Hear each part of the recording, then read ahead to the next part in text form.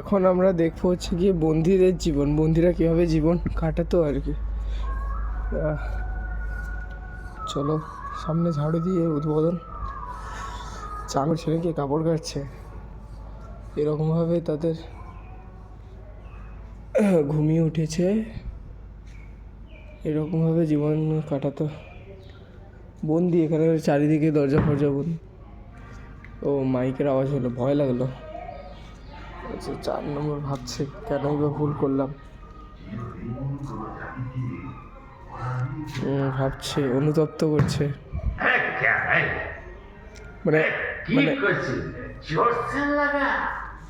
এখানে বিষয়টা সেন্সার বসানো আছে, যখনই পায়ের আওয়াজ হচ্ছে না তখনই সেই জায়গায় মাইকগুলো বেজে উঠছে। রান্না বান্না করছে এরা, ভাবছে এদিকে গেট, জেলে যেরকম হয় আর কি, ঘুমিয়ে উঠেছে এরকমভাবে। Do not touch. ভাঙে এত ভেঙে পড়লে চলে? দেশ মায়ের এখনো অনেক কাজ বাকি।